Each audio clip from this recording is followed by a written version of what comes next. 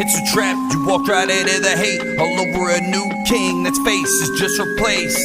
It's all the same, you still be ruled by force. And no matter who it is, they'll still carry on the torch. Just a lie, cheat, steal, half of what you make. Taxation is steps, it's time to vacate the state. Newsflash, all your cash is an IOU. From killers who really do steal from you. Inflation is a weapon used by every nation who says that they're saving the world through lies.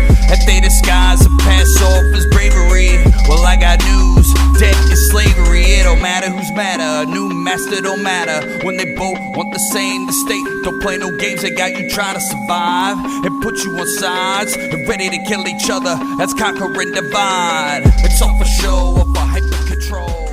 It's a fucking, our podcast is like our dicks but harder to swallow, boy. And we're back with another episode of Bonesandtubs. We're here with you tonight to give you everything you want to hear and more. Did I just say that we have small penises? I'm comfortable with my body. Me too. There's no body shaming here at the Bonesandtubs podcast. No, absolutely not. I am what God made me, you know? Capital G. It's like being mad about, like, you know, not being tall enough or something like that. Yeah, I mean, you can body shame a dude for his dick size or his height, but start talking about somebody's titties or their weight or any female feature, it's over. Oh, yeah. That's a double standard right there, you know? But, you know, I think it gives, with double standards, it gives and gets. You know what I mean? Like, the problem is that, I don't know, this is a hot topic. That's how we do. We skipped a week. We got to make up for the lost heat. This is the way I look at it, is that, like, yes, there are double standards, right? Yeah. But as long as there's, like, a balance with them, right? Because there is give and get with it, right? For sure. It's okay, but, you know, when it comes to certain aspects, like pushing forward for equality and stuff like that, quote unquote, it's like they want to have their cake and eat it too, you know? They want to be both at the same time. They're not on regular equality. They're on that George Orwell Animal Farm shit. Some animals are more equal than others. Let me put one out there, and mind you, I'll say this now: I would never. Here's the thing: strike a woman in anger, right? Yeah. Because I was told as a young lad, you never hit a woman, right? But like, it's one of those things where, like, if you want to be on our level, you know, yeah. I get if you let your mouth write checks that your ass can't cash. Especially if they're being bratty. Well, that's a whole other thing. I don't mean to kink shame you or anything like that. No, not me. I'm just making a comment, you know? No. But the thing is that I don't know where I was going with that one. That's such a tricky subject. And I can it's see a sticky wicket. It's like almost I could see the phantoms of Battle Bun and Tobean staring at me right now. Like burning fucking 2 pinprick eye holes in my fucking head. Right. But it's just the way I feel. I can't help it. But yeah, it's a tricky subject. Stickiest of wickets. Yeah, I just brought it up, you know, on a whim. I was listening to Crossing the Boundaries by Immortal Technique on the way over here, and that's what he said. Mm-hmm. So that's how we started the episode. I mean, it's one of those things too where like I get, you know, women have unique struggles, right? Yeah. But I think sometimes they forget, like, and it's hard to see the forest for the trees, right? That men have their own unique struggles, right? And you could see it, and you could brand it with statistics, right? Like how our suicide rate is much higher, you know. Yeah. Or our mental health. You could go on and on down the laundry list of problems we got going on. You ever watch any Bill Burr? Yeah. He did an interview, and he was like, they were kind of criticizing him about it, one of his jokes, where it was like him saying that like 2 men suffer because they can't be like, oh, you look good today, you know, because somebody'd call him a faggot. And they were like, well, that's not what, you wasn't talking shit about gay people. And they were trying to like dissect it. He's like, how about this? I said this is what it means, and that's it. I'm not saying I'm sorry. Yeah. Like, this is the reason why men die at the age of 50, because they can't say a puppy's cute. They just push it down.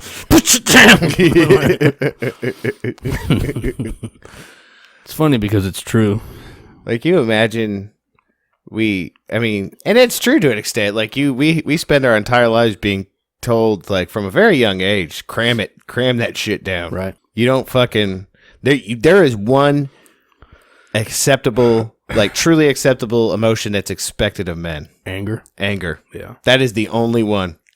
And even then, you're shamed in your anger, you know? sometimes. Like I would say happiness might be like, but to an extent, like, I feel like if a dude goes dancing in the rain, Sean. like,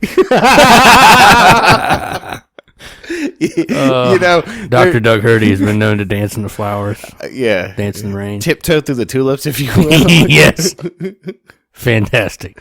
But we're here with you tonight. That we didn't even like get the train going. We just it's still in the station. We hopped the tracks in the station. I pretty much had the idea to cut the brake lines before we even started the train. Before I even got here tonight. Oh my God! We skipped a week. Yeah, right. It was a mixture of weather and other things. Yeah, weather and multiple things. Just creating a perfect storm of trying to figure out when we were going to be able to do the show. It got to the point where we're just like, well, we're over on the other. We kept saying like, we're past the next hill. We'll do it tomorrow. Yeah, we might as well just like, it's a mulligan, you know. But you got to forgive us. I mean, considering what we've been doing the show for. We just surpassed our 202nd episode. So it had to be, God damn, that had to be close to 4 years. Yeah, 4 years. We've had our YouTube channel for 6 years. Oh, well then, fuck, it's been longer. I know. We're still over here waiting for that paycheck to hit too from the podcast. That hasn't happened yet, but I'm willing to eat shit until it happens. I mean, think about it like this. I mean, you do the math. We've skipped very little, like week to week. Yeah. We've been in it. So, we've been in it to win it for a minute. And a lot of people, they'll take a hiatus. Yeah.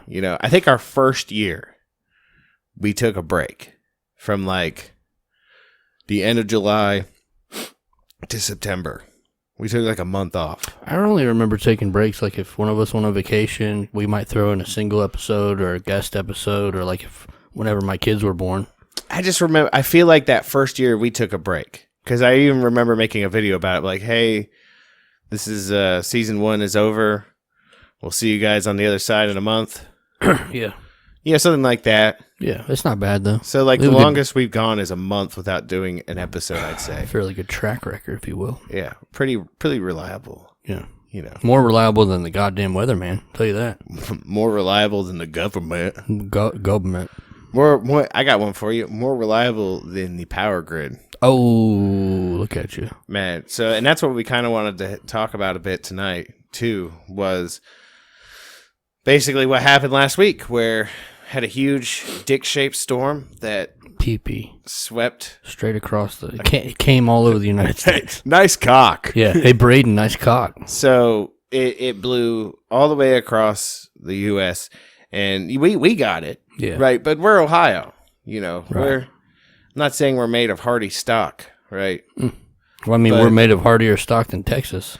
They got like 3 inches and people died. You know what I mean? I feel like it's one of those things though where I'm not talking shit, Texas. I love you. No. Here's what it is. It's all TikTok jokes at this point.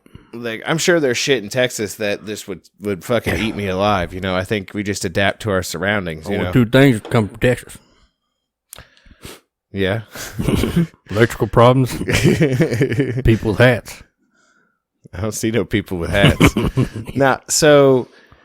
Yeah, and here we are. I feel like we just accepted our fate for the most part. That 4 months out of the year, we're eating shit. We're miserable cunts for 4 months. Like it's just like every time you have to step outside, it's the worst. It's the worst time of your life. Yeah, even the good months are kind of shitty for real. Like there is nothing to me more displeasing than like waking up in the morning. Of course, like the alarm woke me up. It wasn't by nature woke me up. I get dressed. Human intervention. I have plentiful heat in the house, but it gets like you come downstairs. It's kind of colder downstairs than it is upstairs. Right. I put my clothes on, and then I walk out that door. Yeah. And it's like your whole body stiffens. You're just like, oh. And then you get in the car, and the car's cold. And for the first 15 minutes of your drive, you're just fucking cold. This is bullshit. Sitting in your goddamn car, tired. It's miserable. But apparently, we've just accepted being miserable all the time. You in Texas, you're not used to that kind of shit. They talk about, I wouldn't say Texas was in there, but like people from Florida, Joe Rogan was like, why there's so many fucking crazy people from Florida and California? Because they don't have to go through winter. They're just constantly living their best life.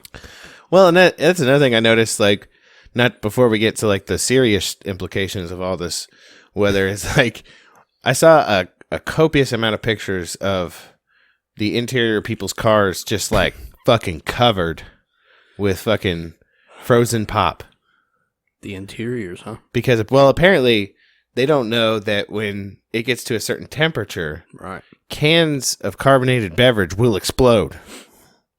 And they'd leave, like, a can in their car, and it would just, like, fucking, it would just be, like, fucking, it shot its load all over the fucking dash, you know? There were so many days where it got down to, like, 18, and I was like, man. Like, us up here, we already know. I mean, I was riding the wave, like, I got like 6 seltzers in the car. I'm going to come out to a fucking slushy mess. It never happened, though. You don't put carbonated beverages in your goddamn car in the wintertime. You're asking for it. You know, even in, like, my garage last year, I'm surprised it hasn't happened this year, because we keep, like, you know, like, beverages, you know, what have you, in the garage. Yeah. I had an entire pack of Diet Coke fucking explode on my goddamn workbench last year. Jesus. All over the fucking place. You don't want those problems. You know, it was wild. Speaking of Coke, can I ask you a question? Yeah. How do I be less white? Oh, well. Listen, man, I've said this I don't even know how many times, but when does it fucking stop? Nah, you see, I feel like it's finally, I'm glad. You know why? Because now, at least they're being honest. Like, before, it was diversity and inclusion training and things like that. It was unsaid. Yeah. But now, they have just, like, they've totally, like, dropped the pretense. Stop being white. This is what it is. We don't want you to be white anymore. We hate white people. Yeah. Not Bonesandtubs, but Coca-Cola. Well, most everyone. I mean, but that's what it is. Like, at least they dropped the pretense that it really was about diversity and inclusion and all that stuff, and it's really just about let's hate white people. Brother Elmo is always ahead of the times, right? Mm-hmm. And he has that T-shirt game on point. I was watching him today walk out of post-shower cleanliness. Yeah. And have my kids over there playing around, what have you. And he was wearing a shirt that said, "It's okay to be white." You remember a few years ago when people were putting signs up? Yeah. And it fucking, it was blowing fucking SJW heads right off. Like, it's not okay. That's crazy to me. Like, that's a statement that would make somebody mad. Yeah. It's like, and you know what? I'm pretty sure they started in Canada because it makes sense. It's the most polite way, basically, to say, please stop hating. Like, don't stop blaming all your problems on Whitey. Yeah. Okay. I wish I could remember what episode I would pull the clip out of it and put it in here, but we read part of that. It was I forget who wrote it. Fahrenheit 451. Is that Ray Bradbury? Yeah. He had a short story at the end. The Rock cried out. Mm-hmm. At the very end of that story, Mexican mob is about to lynch a white couple just for their skin color. And he stands up in the last act of his Caucasianality, and he's like, "Once we're all gone and exterminated, who will you have to blame your problems on?" True story. This one's true. I mean, it's one of those things where, like, how to be less white.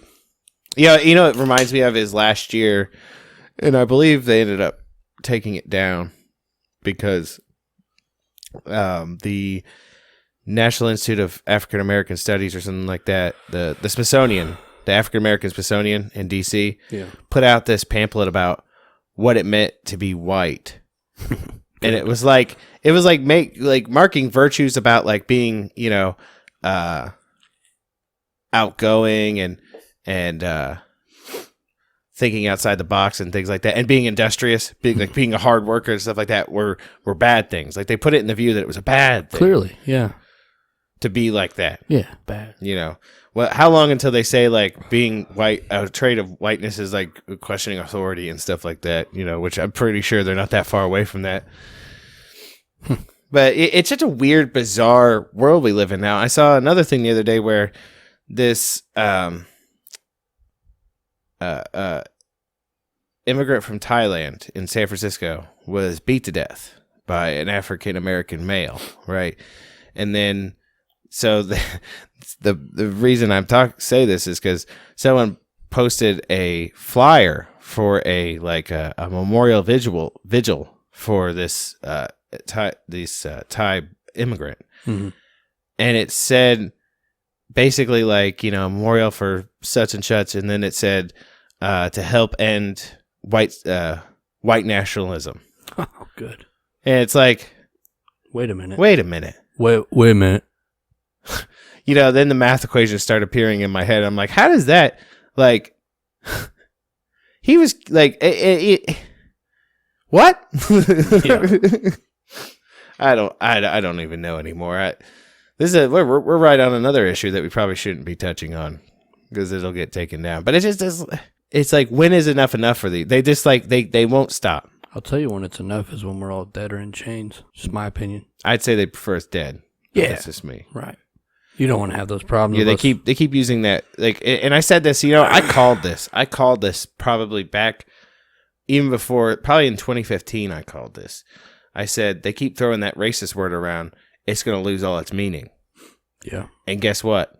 It's happening. It's already happened. Racist doesn't mean anything anymore. Nope. Right? They overused it. Now it's white supremacist. Right? Well, and then the other thing is people would throw it back at them saying things about white people. Well, you're being just as racist. And then they tried to use that whole prejudice versus power thing. And then when they finally couldn't talk themselves out of a fucking wet paper bag with that argument because it just kept happening over and over again, they had to switch the narrative to white supremacy now. Mm-hmm. But now I feel like even now, we talked about this before. Yeah. Back early last year when people were saying that Trump wouldn't condemn white supremacists and whatnot.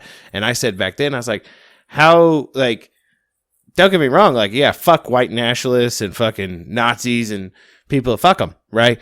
But when you're literally saying milk and things like that are part of white supremacy, where does the line get drawn now?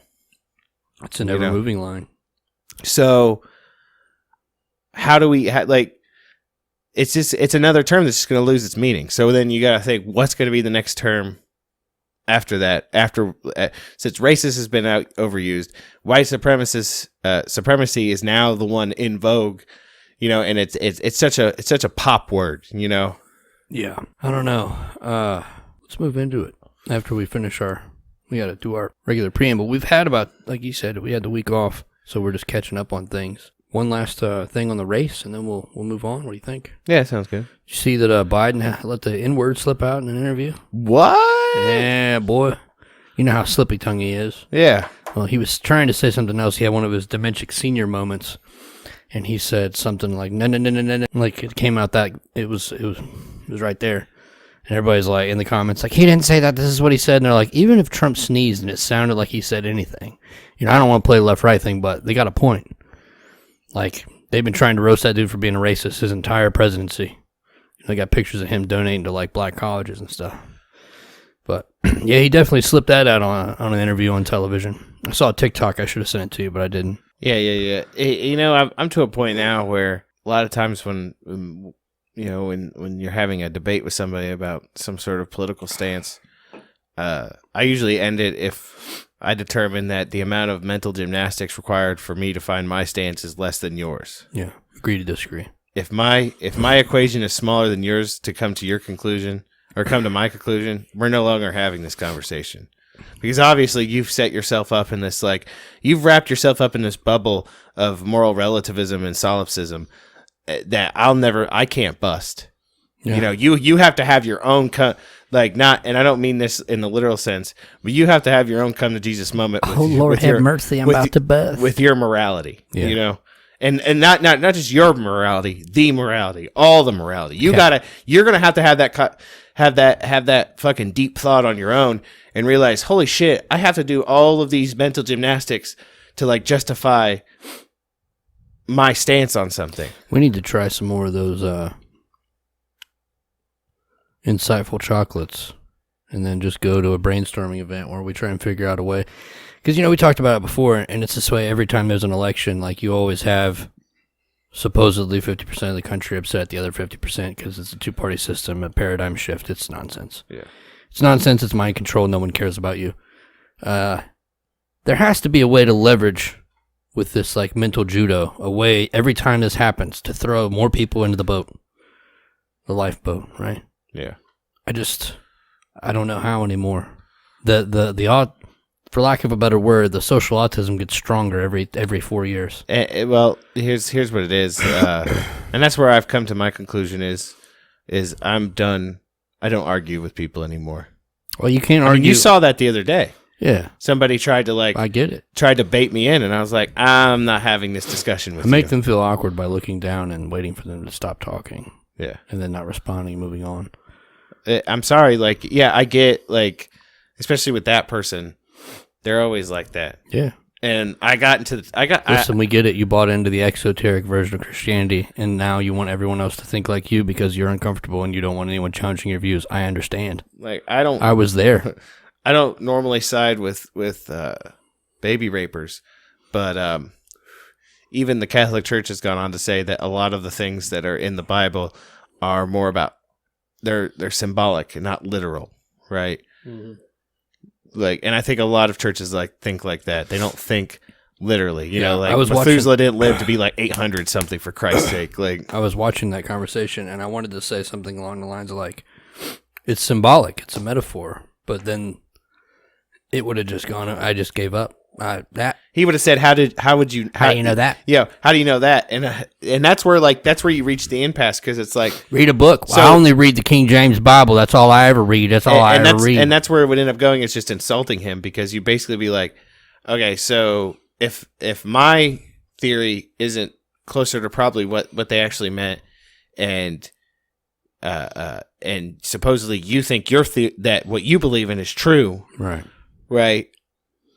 Then we have no conversation here. I had I had 2 4-hour car rides with that dude on one day. Mm-hmm. 1 way, 4 hours one way, 4 there, 4 back. And for about half of the way up, I would say about 2.5 hours, he was trying to berate me on whatever he assumed my life choices were. He didn't know. A lot of times he was wrong. Mm-hmm. But, I would just keep handballing him back, playing the game. Because, fuck, it's a long-ass car ride. And I started getting him into the conversation of morality with law enforcement, drugs and all that. I was like, well, it doesn't really affect you if your neighbor wants to smoke weed in his house. Yeah. You know, he works, he takes care of his kids, he pays his bills. It doesn't really fucking matter what he does as long as he doesn't harm you or someone else. Yeah. Right? So the cops have the right to kick his door, and he wanted to back to law enforcement and talk shit about the drug use. And we went round robin back and forth about various moral quandaries described in the King James Version. And I was like, hey, I got one for you. How about gluttony? Because, he's overweight. Yeah. And he's like, well, what about it? I was like, well, I mean. He's like, well, it's a hard problem. It's like, yeah, it's something you should probably pray about, right? I started going in on him about that, and then he wanted to change the subject. Yeah. Then we started making TikTok videos together. Copy. So you just got to find something in there. It's the only way. It's to wedge it. You see, you like to I say you like to make friends. You like to. You like to be. You like to engage people. You like to be civil with I'm way past that. I don't have to. I have nobody to impress. I'm not trying to impress anybody. I just like to have a common ground. Like when it comes to shit like that, I probably would just ended up having however long we got to that impasse. It probably just would have been dead silence the whole fucking time. Man, it's awkward. That's more. I would spend more energy doing that than I would trying to fuck his head up. For real. Anyway, that was a really long introduction, and we're not even done yet. Yeah. I was talking the other day to JNY5 Internet Studios on Instagram, jny5.com. He does all of our art. Check him out. I need to give him a call back. Yeah. Because I was pretty much incognito for the last week. Like I said earlier, before we started the show, I got a few messages from the three amigos. Yeah. Shout out Mr. Castle. Mm-hmm. But we'll get to those at the end. I definitely feel like I took a life hiatus the last 2 weeks. It's been kind of psychologically rough, I guess. Yeah. It's been a rough time, but we're back in the saddle. Mm-hmm. Check out JMY5 Internet Studios on Instagram. Check out his website. Tell him we sent you. Like his post, buy his stuff. Also, check out Blood of the Brave at Bandcamp, Blood of the Brave, a.k.a. Kyle Reese on Twitter, Blood of the Brave on Facebook, Blood of the Brave on YouTube. He does our music. It's fantastic. You know? Yeah, definitely. Also, Tubbs here has a book. He wrote a book called The King's Fire, Prophecy and Flame by S. James Imhoff. It's available on Amazon. You can buy a physical copy, send it to us, and we will sign it. Do stuff to it. Might teabag it for send you. Send it back to you, yeah. Or you can get a digital copy. But if you buy a physical copy, you get a digital copy also. Bing, bang, boom. We are, as of currently, offline of Podbean because we ain't pay our bills. So once we get that money together on payday, we will have that back up. So this might hit YouTube first, but I doubt it. It'll probably be up on Friday after I pay the bill. Yeah. But let's check us out on YouTube. YouTube.com/Bonesandtubs show. I was just on Marfugal again. Fantastic time. Yeah. I always get nervous. I bet you can tell a difference in my voice, not only because I try to be polite on there, but and not cuss. Mm-hmm. But I don't want to disrespect his rules or his audience. And I hope that all of you that come here enjoy the shows. I've seen a lot of positive comments. We got a few emails. It's been great. Thank you for coming over. We love the Fugal fam. We love being a part of the Fugal fam. Yeah. Thank you. Definitely. We definitely shot up like 300 followers. Nice. So, last thing I will say in the intro, same thing I'll probably say in the outro is share the show. Yeah. If you can't financially contribute, we don't want you to. We would much rather you like, comment, and share our stuff. Bump us up in the algorithm. Help us destroy the machine. Yeah. We're like Marfugal's black sheep of a cousin, you know? Like, we love him. We're in the family. He's a lot better than us. We do what we can. Yeah. We're trying to be better. We're trying our best. Yeah, we already talked about doing some green screen work. We already got a camera. We're just waiting, you know? Yeah. For whatever. But maybe a sign in the stars. I don't know. Yeah. So we wanted to talk today about the it's kind of a good follow-up for real. Our last episode dealing with the SolarWinds hack. Yeah. Into the what with this storm that just came by we were talking about earlier in the show. The one that was shaped like a male phallus. Has shown us without a shadow of a doubt. Yeah. Tell me your power grid is outdated without telling me your power grid is outdated. That our power grid is shit. Yeah. Well, my heart goes out to all those people in Texas. I mean, there's people dying. You know, and of course there's political. Did you see the map on that article I sent you? I think I saw it. God, I just deleted all these fucking emails and they're already back again. Some bullshit. Shout out Black Goku. But it is this storm has shown us the glaring need for a total restructuring of our power grid. I had no idea that this much of the United States was controlled by investor groups as far as the electrical grid. Yeah, I was reading about that. It seems to be that back in the 1990s, they just kind of like deregulated a lot of it. Yeah. And that's what it's come to now. What could go wrong with deregulation? Well, you see, and that's the thing. It's like deregulating and then re-regulating. Well, yeah, to make money for the people they want to make money. I'm not saying, and please don't, my anarchist followers, please don't think that I'm calling for government regulation, because that's not what I'm calling for. But it's kind of like cable in our area. You have one company allowed to sell cable. Well, that's here's the problem with that is it's by design. Yeah. Right?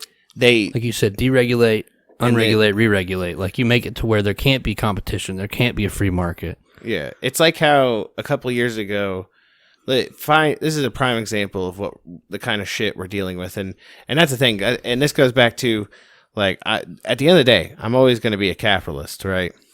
But this is a prime example of crony capitalism at its best, right? Or should I say at its worst? So let's take case in point. A few years ago in Ohio, they tried to pass to have marijuana recreational in the state, right? Whoa. They're like, slow down.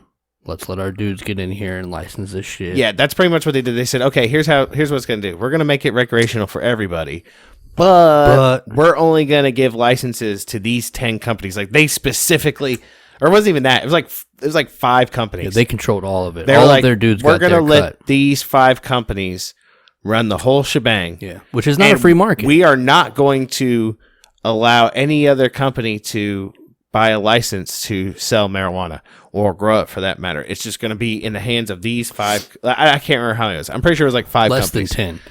And that Enough people to sit at a fucking tabletop meeting and both agree on the price so that they didn't have to fucking compete. Yeah. And that law didn't get passed. Thank God. Yeah. Ooh, we didn't get one that was much better though. Well, as it stands, but I have hope for the future. Yeah. Right? I mean, yeah. Because, I mean, the reason it didn't pass, there was 2 reasons it didn't pass.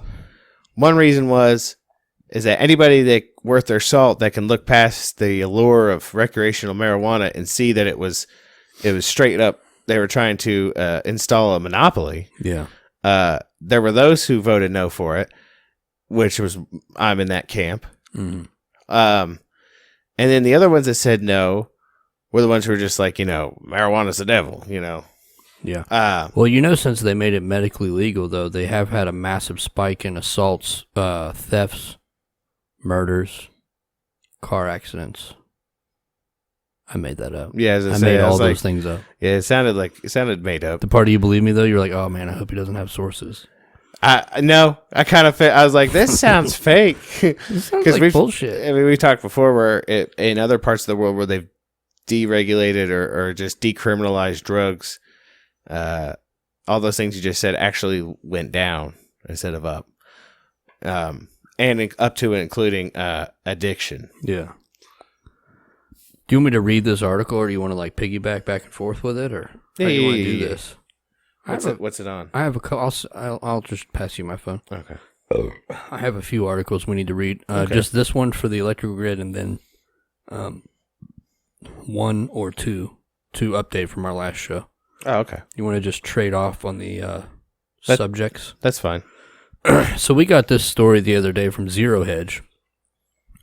It's titled U.S. Electricity Markets 101. All you need to know about how electricity prices are set in the United States. And it's by your boy, Tyler Durden. Just like all the other articles. So in the United States, how electricity is bought and sold varies by region of the country. While many cities, including Austin, Texas, Los Angeles, California, and Nashville, Tennessee, are served by municipally owned utilities, and some rural areas are served by customer-owned rural cooperatives. The majority of electricity customers in the use and service are served by the utilities that are owned by investors. These investor-owned electric utilities can either be regulated and operate as a vertically integrated monopoly with oversight from the state public utility commissions, or they can operate in deregulated markets where electrical energy prices are set by the market, with some federal oversight of the wholesale market operations. These regulatory constructs determine how retail and wholesale electricity prices are set and how power plants are procured. This explainer discusses the different types of U.S. electricity markets, how they are regulated, and implications for the future, given ongoing changes in the electricity sector. For definitions of bolded terms and other concepts related to the electricity grid, check out this article, Electricity 101. Prior to the 1990s, most investor-owned electrical utilities were regulated and vertically integrated, which means they own electricity generators and power lines, distribution and transmission lines. Today, while many states have abandoned this system in favor of deregulation, utilities that serve about 1/3 of the U.S.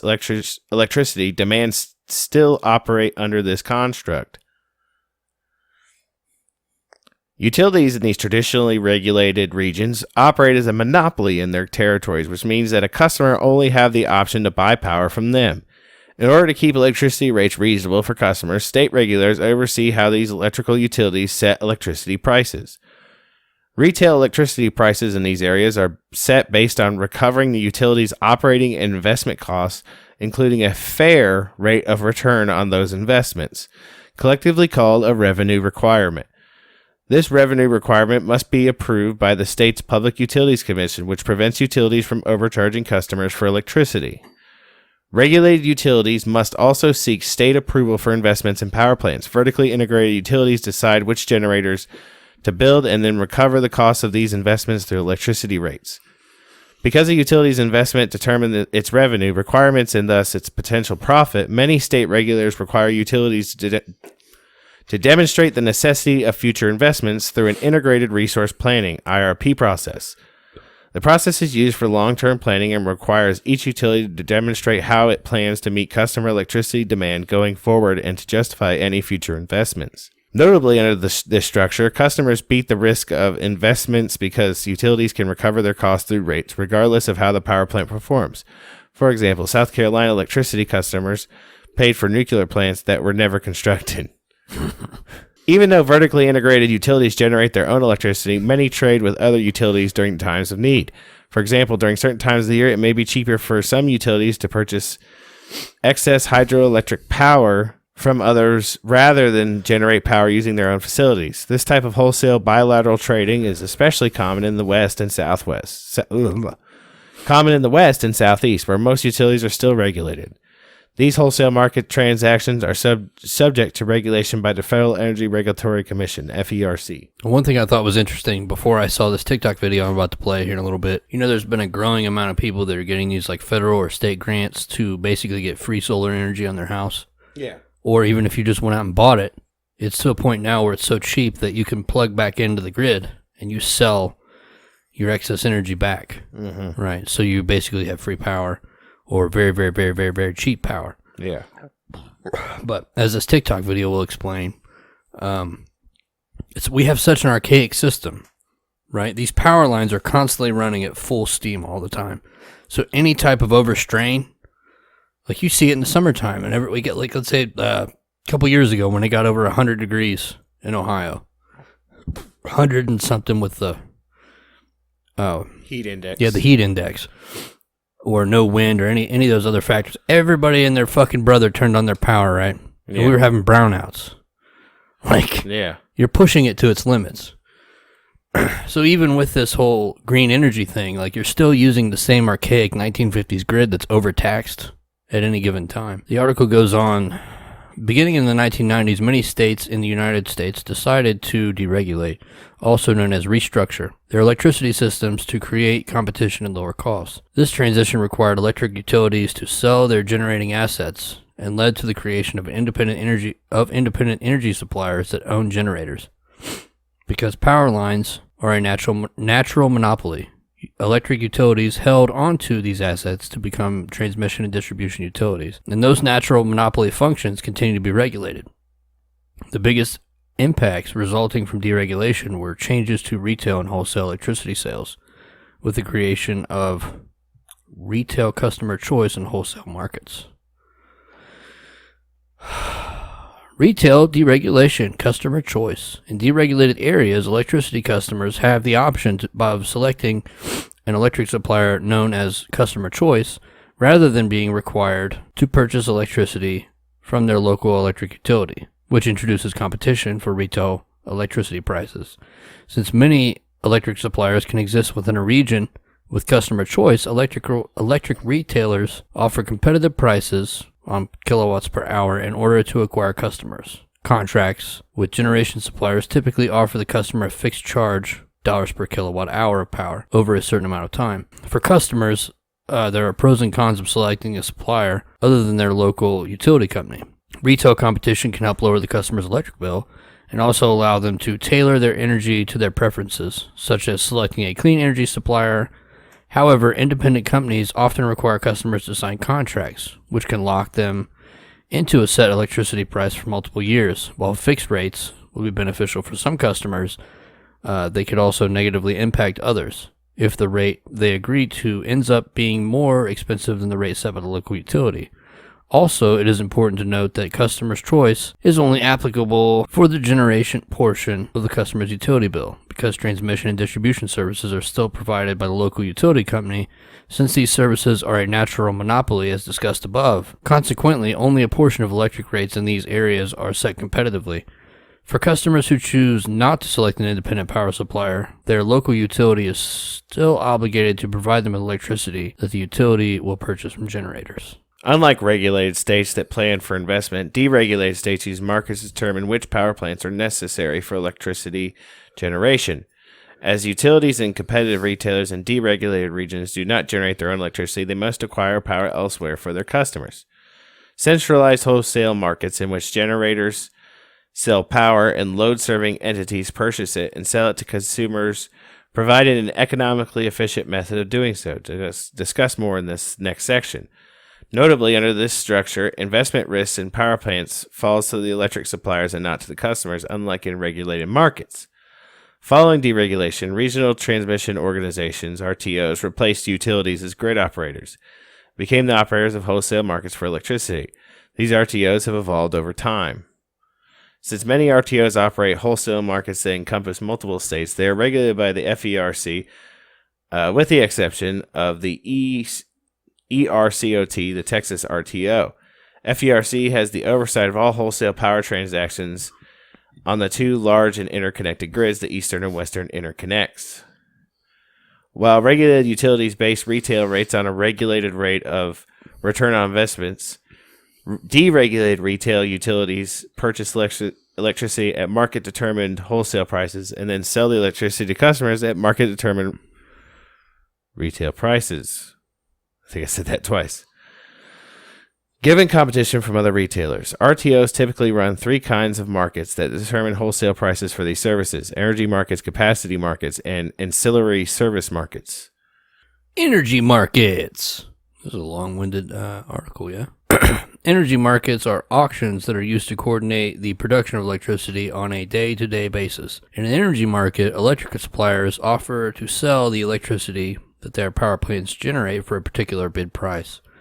I don't know how you avoid this header. This header's fucking me up. While load-serving entities, the demand-side bid for that electricity in order to meet their customers' energy demand, supply-side quantities and bids are ordered in ascending order to offer price. The market, quotes, clears when the amount of electricity offered matches the amount demanded. The generators receive this market price per megawatt hour of power generated. RTOs typically run two energy markets, the day-ahead and the real-time markets. The day-ahead market, which represents about 95% of energy transactions, is based on forecasted load for the next day and typically occurs the prior morning in order to allow generators to prepare for operation. The remaining energy market transactions take place in the real-time market, which is typically run once every hour and once every 5 minutes to account for real-time load changes and must be balanced at all times with supply.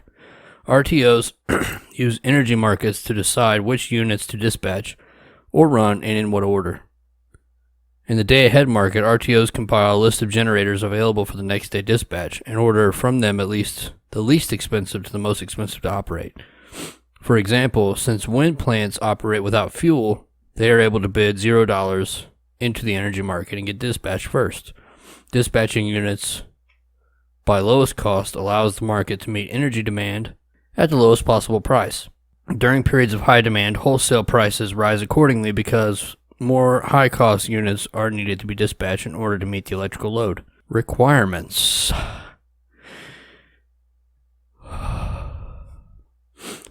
Base wholesale markets typically reflect the price for power when it's able to flow freely without transmission constraints across the RTO's territory.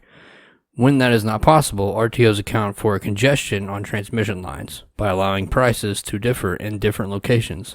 As a result, areas with high demand and scarce electrical resources typically have higher prices than those with abundant generation relative to load. That might be a good time to mention the things we talked about for the daily cost of electricity in Texas. Yeah. What were they talking about? Oh, man, they were talking about daily use of like $1,000. It was like $9 per kilowatt minute for a while there last week. Fucking crazy. It was amounting in like $4,000 electrical bills in a week. Shit. Who you playing? They ain't ever getting that fucking money. Nah, bro. Turn my shit off. Capacity markets. Electricity retailers are required by the North American Electric Reliability Corporation, an independent organization that ensures grid reliability, to support enough generating capacity to meet forecasted load plus a reserve margin to maintain grid reliability. Some RTOs run a capacity auction to provide retailers with a way to procure their capacity requirements while also enabling generators to recover fixed costs, i.e. those costs that do not vary with electricity production that may not be covered in the energy markets alone. The capacity market auction works as follows. Generators set their bid price at an amount equal to the cost of keeping their plant available to operate if needed. Similar to the energy market, these bids are arranged from lowest to highest. Once the bids reach the required quantity that all retailers collectively must acquire in order to adequately meet unexpected peak demand plus a reserve margin, the market clears or supply meets demand at this point. Generators that cleared the market or were chosen to provide capacity all receive the same clearing price, which is determined by the bid price of the last generator used to meet demand. Payments to generators in the capacity market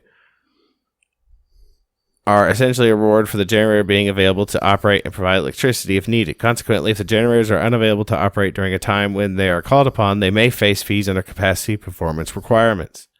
Whew. Goddamn. Never stops. Wordy. I hope all of you are following along because I'm not. You know, a lot of this is wordy for me, but we're going to break it down the best way we can when we're done. That's what we do here. Ancillary services market. RTOs use the ancillary services market to reward other attributes that are not covered in the energy or capacity markets. Ancillary services typically include functions that help maintain grid frequency and provide short-term backup power if a generating unit stops. Variation across regions. Not all states fall nearly into one of these categories. Participation in RTOs and wholesale markets does not require the retail customer choice or divestment of generation assets. That's good. I don't know what that means. And many states have chosen to embrace certain aspects of deregulation while maintaining some parts of regulation. Some regulation... God damn you, you son of a cunt. Some regulated states with vertically integrated utilities still join an RTO for grid services. In West Virginia, for example, utilities are rate regulated and own their own generation, but the state still participates in wholesale markets with PJM, the Mid-Atlantic RTO. Some states have deregulated their wholesale markets, but not their resale markets. California, for example, is partially deregulated and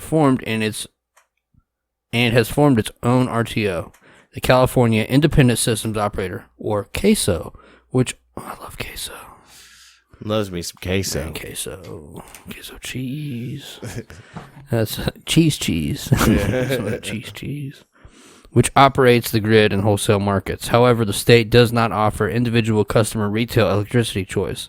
Although communities can opt out of the local utility through community choice aggregation, under which a company hired by the community buys power in wholesale markets for all residents who do not opt out of the arrangement. You just have to adjust your dip. Mm-hmm. The structure of wholesale markets varies across regions as well.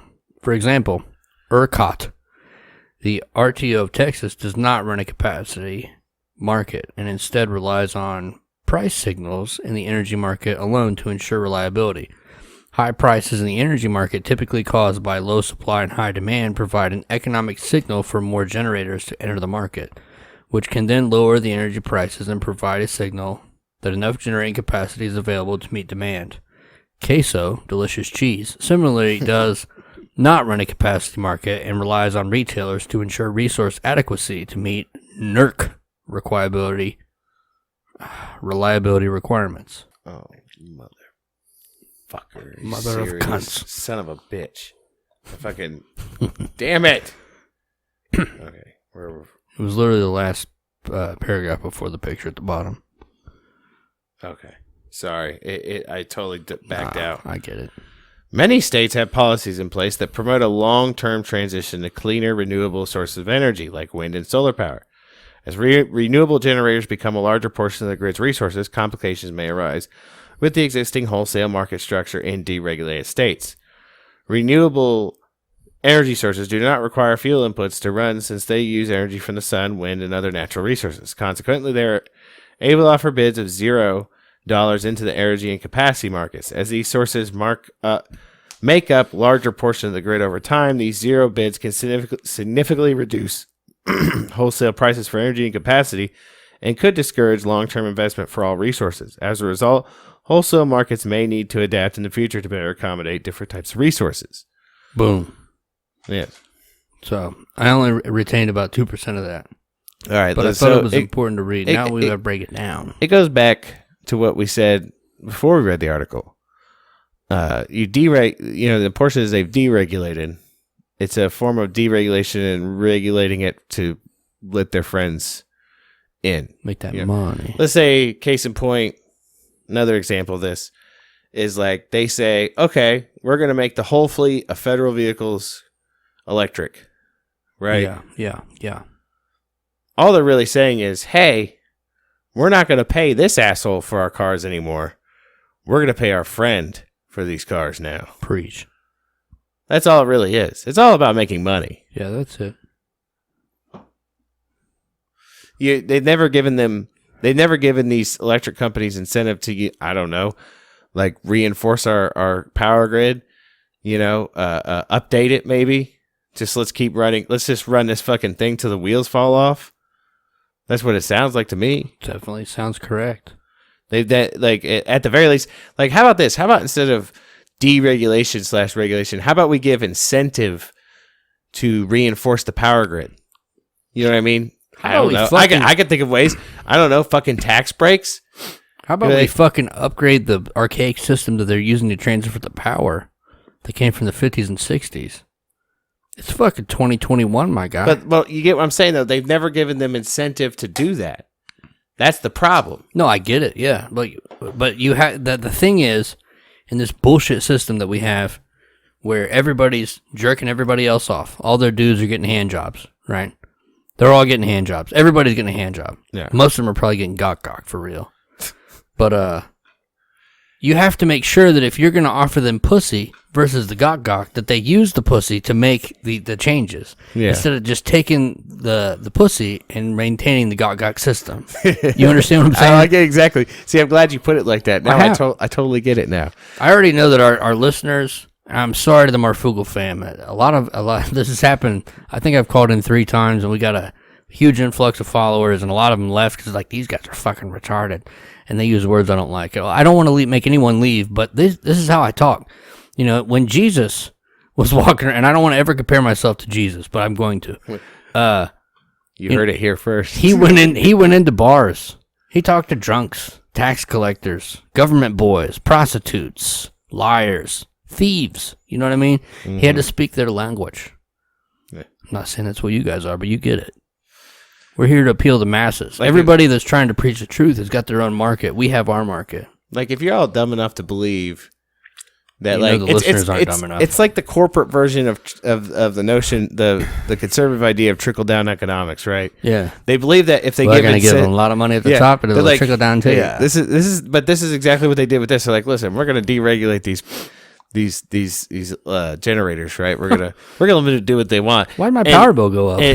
And in doing so, we're going to free up some money for them to put some good back into it. Yeah. But it's the same thing with like trickle down economics. Like, we're going to give taxes and we're going to give tax breaks to the rich, and then it's going to trickle down into corporations. It's going to trickle down to the common folk. Right. No, they just collect more money. Like, you know what they need to do is make you and I the head.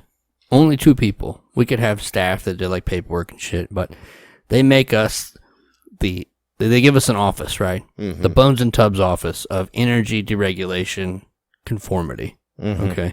They make sure that we are the ones that get paid a nominal fee.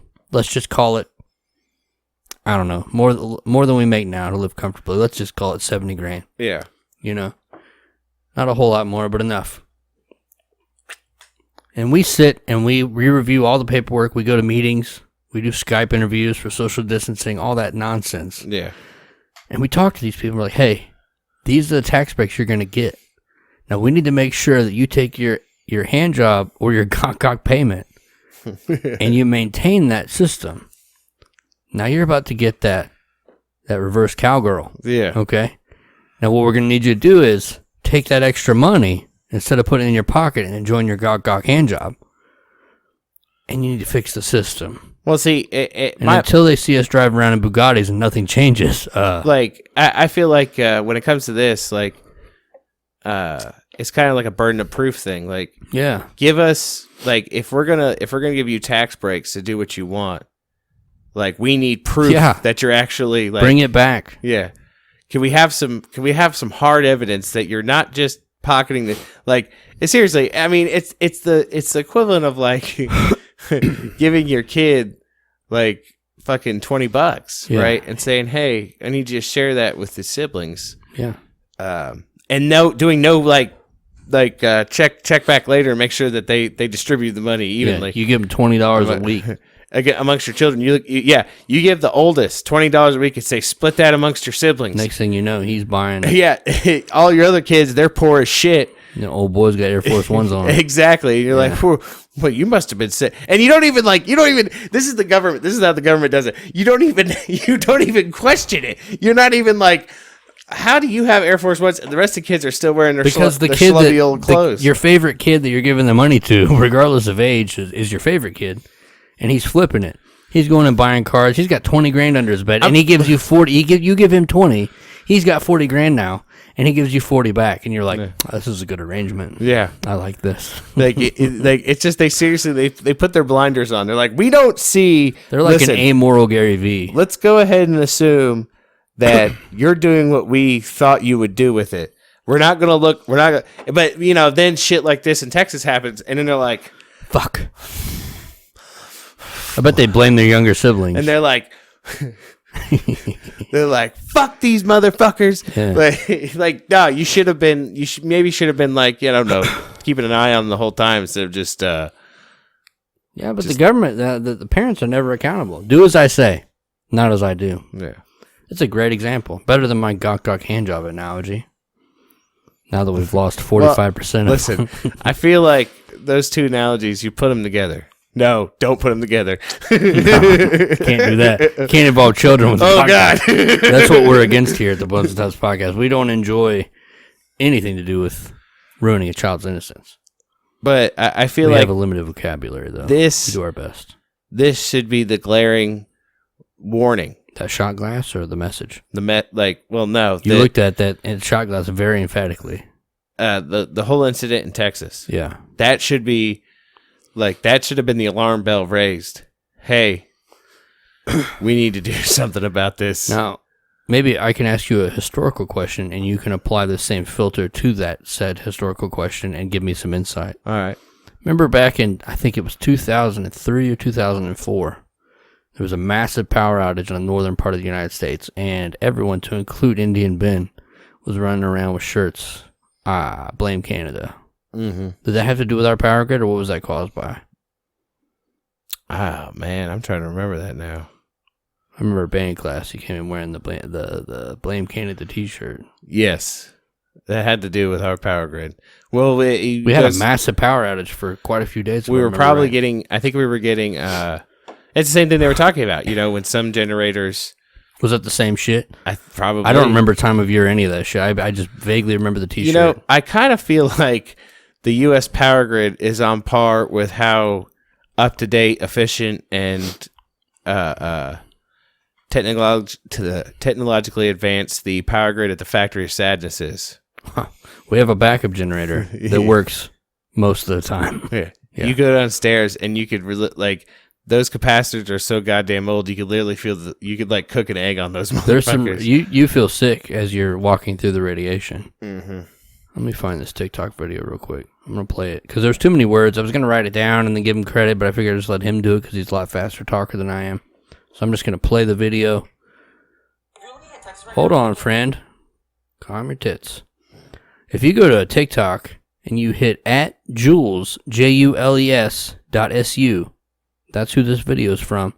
And I would urge you to follow him, like his videos, share his videos, and in the comments section say, hey, Bonesandtubs podcast sent me. Okay. Okay. He used the sound from Blade Runner 2049. Here we go. If you're looking at Texas right now and thinking, it seems pretty bad that a state's electrical grid can fail overnight from a snowstorm, I have news for you. It's so much worse than you could ever imagine. Don't be a heartless idiot and blame red state voters. It's red states, blue states, purple states, green states, everywhere is in crisis. In 2017, the American Society of Civil Engineers gave our energy grid a D+, because almost all of it was built in the 1950s and 60s with a 50-year life expectancy, and we're 10 to 20 years past that. Across the country, 640,000 miles of high voltage lines run at full capacity at almost all times, which is way more than the grid was designed to handle, and Texas in particular is one of the worst ratios between planned and real capacity. It's so bad that the U.S. government has said that if just 9 of America's 55,000 electrical substations were brought down, it could cause a coast-to-coast blackout lasting 18 months or more. And testimony from the executive director of Task Force on National and Homeland Security has said a prolonged collapse of the electrical grid could result in the death of up to 90% of the American population. Today, the U.S. has more power outages than any other developed country, and that's because 68% of the electricity in the U.S. is managed by investor-owned privatized utility companies, and updating their systems cuts into their profits, so they don't do anything until something fails. And when things do fail, and for example start massive wildfires in California, guess who pays for it? Mostly taxpayers. There's no good news, and that's just the tip of the iceberg, because all of America's infrastructure is failing, so I'm going to keep doing videos about it. So anyway, for those of you who weren't able to understand his fast speaking ass, I will put that in the YouTube description. Yes. For you to click it, follow, and check it out. Yes. Did you have a message that you wanted to play? I have a few. Okay. From Mr. Castle. Play a couple of the Tres Amigos. How many do you have? 3. 4? Oh, you have 3? 45 seconds, 2 minutes, and 21 seconds. Oh, okay. So this is our beginning into the last phase of the episode, the outro. I'm going to play some user-sent messages to my phone directly. If you would like my text message number, hit me up in them DMs at bonesandtubs@gmail.com or over there on Instagram. Ready? Go. Greetings, Bonesandtubs tribe.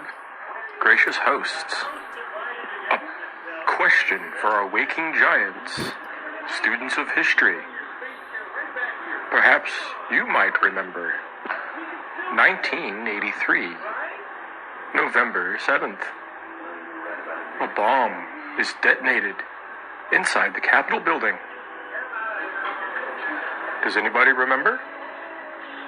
I bet not. Tubbs nods in agreement. They don't want us the to perpetrator was pardoned things. by Clinton. History is almost a forbidden topic. So says Project Mockingbird.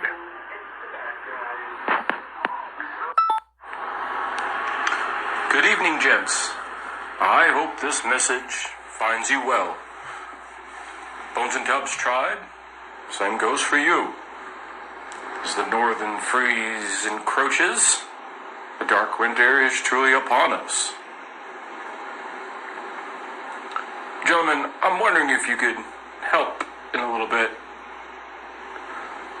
It's been too long since a shout-out went to the three amigos.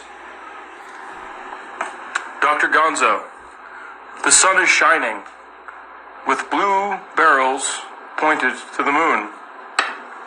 The space monkey eagerly awaits your response. Redbeard, Jack be nimble, Jack be quick. Go and fetch your candlestick.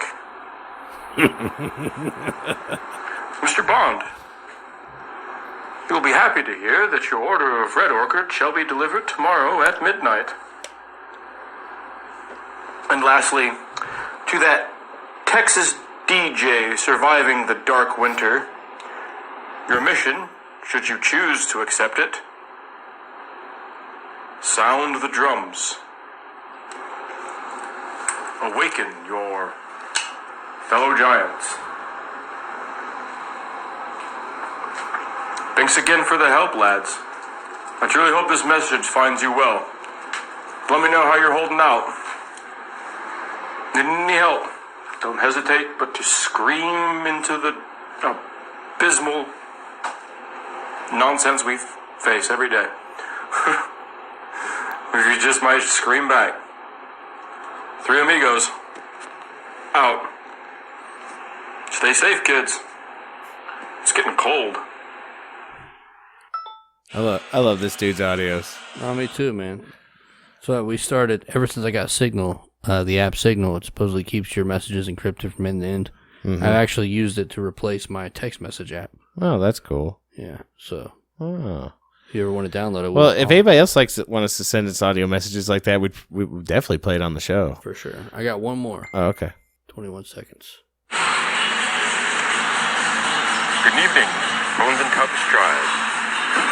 Oh, gracious hosts. Wellness check. Boys handling yourselves all right? Let me know. I feel like we have an entire army of people that if we went dark for like 2 weeks instead of just 1 week, they would be like searching for us. Yeah. With firearms. Let's just, if it's good to feel loved, you know? Yeah, we love you, buddy. We love the Three Amigos. We love sharing your messages. We would love to share any of the Bonesandtubs Tribe messages. Just send them to us. I'm going to say long-form emails, audio messages. I'm going to say this. We keep, occasionally, like, most of the comments we get on our videos, they're from, like, whatever episode we put out that week. I'll go through the email and look, and then I'll go on YouTube and look. But then there's one episode we keep getting comments on. And I'm here to tell you now. Stop. Just let it happen, man. It helps the channel. I cannot tell you enough. It helps the channel. How I cannot tolerate the people who come on and comment. Don't say it. That Somerset Belanoff. I'm going to have to turn that backwards. Is a real person who actually exists and isn't a fucking conspiracy theory created by an AI. Prove me wrong. I will say this You're now. going to have to cut a tantra in your hair after that last dude sends us that picture that we didn't use. Oh, a picture. You know what? I want to see a video. I want you to cut out a fucking news article. I want to see something that doesn't come from the same two websites or from a YouTube channel. I want to see hard goddamn evidence that bitch is a real person. She's so real and so powerful that there are no pictures or videos. I will flip this fucking table over. I bet you won't. There's no person. There's two spitters on this table. Yeah. You don't want those make a hell of a mess. You can't even mop that up with a mop head. Oh, God. That shit's going to get in I'm going to be honest, if it happened, I'd probably just leave. But nah, man. Keep sending the comments. You are not going to convince me otherwise that this bitch is real. Till she comes into your bedroom one night and shoots you in the face. Then she's going to be real. She's like a beautiful blonde slender man. And then in my fucking corpse form, I'll be like, oh, yeah. You show up like a blue Jedi from a Star Wars movie, except your head has a tantra, and you're like, I'm sorry. Listen, I fucked up. But anyways. Now I'm in the fourth dimension. There's ways to reach us. Like bonesandtubs@gmail.com. We used to get those long-form emails, but then they evolved, at least from the Three Amigos perspective, they evolved into audio messages.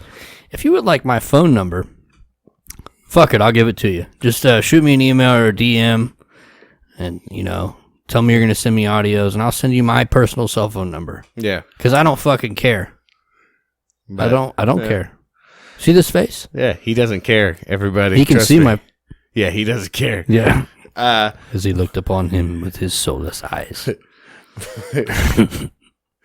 Oh, man. We're also on YouTube. Check us out at youtube.com/Bonesandtubs Show. Twitter at Bonestubs. Facebook.com/Bonesandtubs. And LBRY, BitChute, TikTok.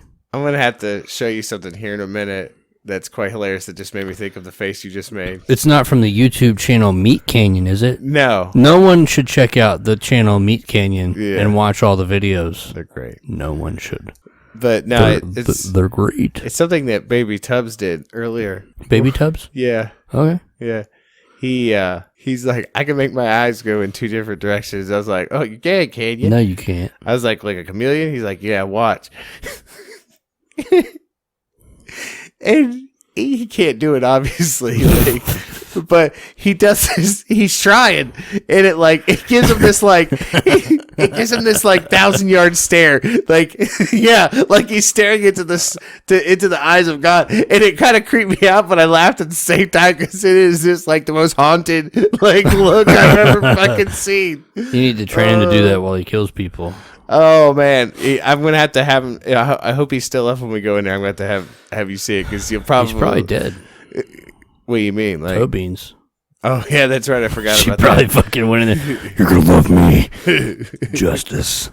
All right. Well, I think that about wraps it up for the show. We'd like to thank... Real quick. Yeah. Speaking of eyes movements, I just had a question. Yeah. I've seen several TikTok videos to this effect. Are you able to zone out your eyes? What do you mean? Like stare into something and everything you see disappears? Like unfocus them? Yeah. Yeah. They have a theory floating around TikTok that only people with ADHD can do that. And I remember doing that when I was a kid at my grandma's house, and she'd be like, "Stop it! Stop you it, just unfocus your eyes. You just like you look, you focus on. I focus on something like that tack over there, holding that poster up, and then I can like click them out, and everything disappears, and I'm in my head. Ah. It's kind of like when you're daydreaming. Yeah. Your eyes kind of turn off, like your eyes are open, but yeah, they don't see. Is that a thing you guys can do? Let us know in the comments. Yeah.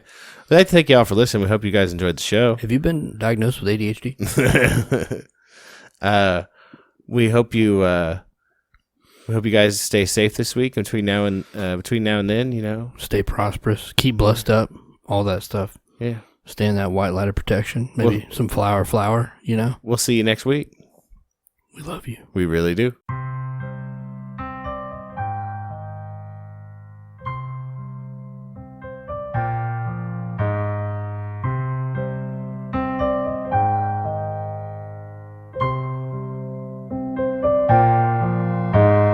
Cryptic as a Nas intro. Damn right, I grew up on Esco. And rockin' in Pac, exposing the plot. I lost my heart when Soldier Slim got shot, but they still live on, and more than these songs. I'm in a war just to right these wrongs, so I write these songs and spit it from the heart. And came from the side that they call dog. Had a label, boxed in a trap, living life under a microscope and attack. That's all of us living against the odds. They were never in our favor. Check the paper that they print and sell, it's all a scam. Fake is the money that's in your hand. Have you seen the plans or read a book? Or do you hide your face? Are you afraid to look? Well, that'll all change when there's nowhere to go. Just do me a favor, don't turn cold, cause it'll be rough when you finally see. But it'll be worth it cause you'll be free. It's a state of mind, a sense that makes sense. Don't you forget that we're all heaven sent. Look from the stars, we're in charge. But right now, we're all living at large. 101 for being nothing but born free, and then wrapped in thorns. If you do the math and add it up, you might finally see that we've had enough. Cause anyone living who's less than 13 years of age has been living in a cage since that day they cursed us all when they blew them up and we watched them fall. Every day that they've been alive, they've been living in a line, a world at war. Every day that they've been alive, they've been living in a line, a world at war. Every day that they've been alive, they've been living in a line, a world at war. Every day that they've been alive, they've been living in a line, a world at war. Nah, it ain't all good, but I won't let them take what's left of what's good. The power we hold, the love we know, and we can see when the eyes are closed. It may feel like the hate's about to win, cause it's all you see. Just a sin they played to pray every day on our minds to keep it all in a cage. They choose what they feed on the TV, and they thrive on hate, so that's all you see. More the same, the hate and pain, the doubt and fear, the dark and rain, and the same old fool who lives the rule, who's got the cure and the right last name. And if you don't pay to play the game, they might take you out and then blow your brains. I ain't shocked that they shot him, or surprised that they locked them all the way into the end of days. That's how it goes when you give it away, your power over the cowards who were ruled by force, and show up at your porch on a pale white horse and then hunt you down just like a sport that's real. But see, what hurts the most is those who watch like it's all a show, like the Hunger Games, cheering all the while they're living in chains that they can't see. But I don't blame them, cause I know what they face. I'm just like them, tracked and traced to keep us safe. Why? We're enemies of the state. Every day that they've been alive, they've been living in a line, a world at war. Every day that they've been alive, they've been living in a line, a world at war. Every day that they've been alive, they've been living in a line, a world at war. Every day that they've been alive, they've been living in a line, a world at war.